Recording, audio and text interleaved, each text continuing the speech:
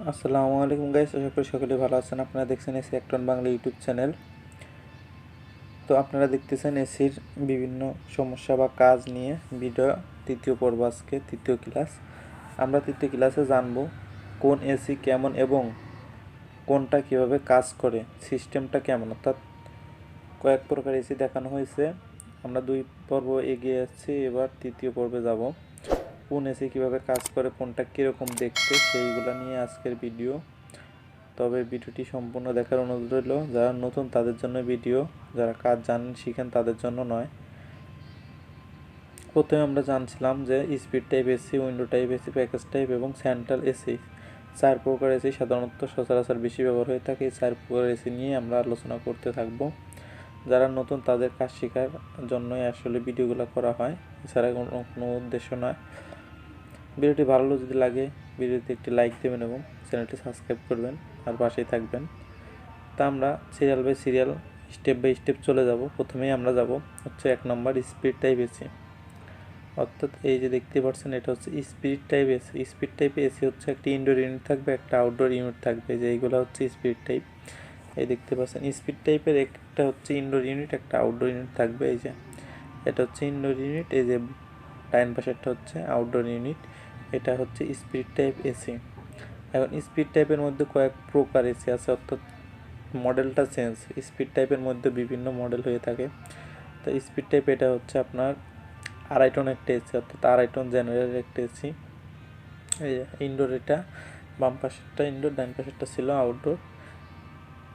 Speed টাইপের মধ্যে যারা একটা, সেটা হচ্ছে যে সিলিং টাইপ, অর্থাৎ এটাও কিন্তু স্পিরিট কিন্তু সিলিং টাইপ, অর্থাৎ এটা হচ্ছে সিলিং টাইপ, এটার মডেলটা হচ্ছে সিলিং। এটা হচ্ছে 4.5 টন জেনারেল এসি, দেখতে পাচ্ছেন। তা আমি পার্ট টু পার্ট এরকমভাবে দিচ্ছি যাতে আপনাদের বোঝার সুবিধা হয়, যাতে আমার এই পর্বগুলো দেখলে আপনাদের সম্পূর্ণ কাজ না বুঝলেও কাজের ধারণা চলে আসবে। কারণ ভিডিও দেখে কাজ শেখা যায় না, ভিডিও দেখে কাজের ধারণা নেওয়া যায়, প্র্যাকটিক্যাল কাজ করলে ধারণা পাওয়া যায়, বিষয়টা এরকম। তাই দেখতেই পাচ্ছেন।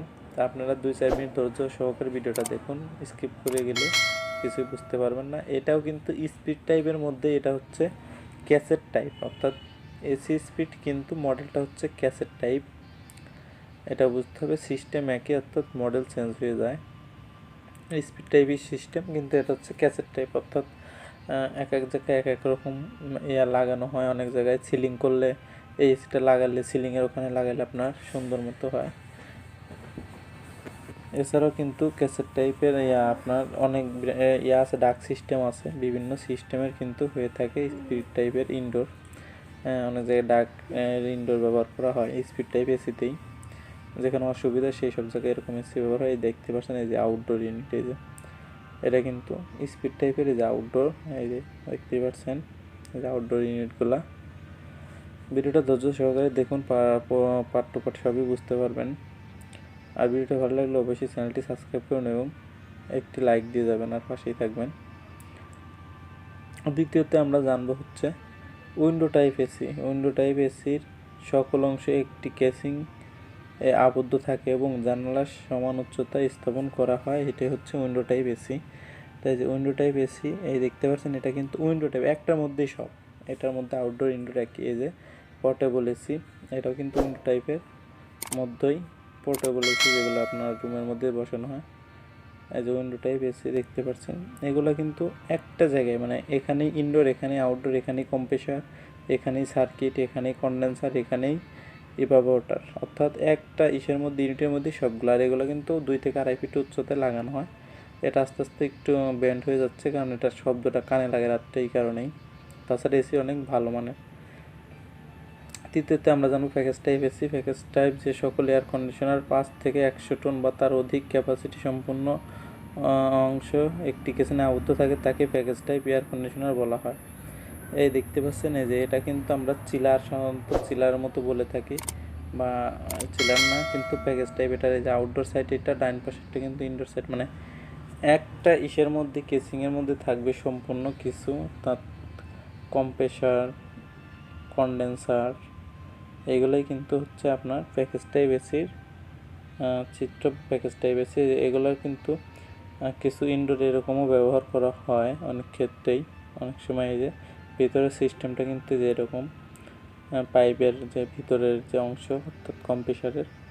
তা আমি এ টু জেড দেখানোর চেষ্টাই করি, তারপরেও সম্পূর্ণ দেখানো সম্ভব হয় না। 4 নম্বর হচ্ছে সেন্ট্রাল এসি, যে এসির একটি নির্দিষ্ট স্থানে স্থাপন করে ডাক্টের মাধ্যমে নিয়ন্ত্রণ বিভিন্ন রুমে তাপমাত্রা, আর্দ্রতা ইত্যাদি নিয়ন্ত্রণ করা হয়, তাকেই সেন্ট্রাল এসি বলে। অর্থাৎ এসির যে জায়গা, অর্থাৎ এই দেখতে পাচ্ছেন যে আউটডোর ইউনিট, এখানে ইনডোরটা উপরে, এভাবেই একটা ইনডোরের ডাক্টের মাধ্যমেই সম্পূর্ণ রুম কিন্তু ঠান্ডা করা হচ্ছে। অর্থাৎ একটা জায়গায় মানে ডাক্টের মাধ্যমে, আউটডোর ইনডোর একটা জায়গায় কিন্তু ডাক্টের, যে ডাক্টের মাধ্যমেই কিন্তু সম্পূর্ণ সিস্টেমটাকে ঠান্ডা করা হয়।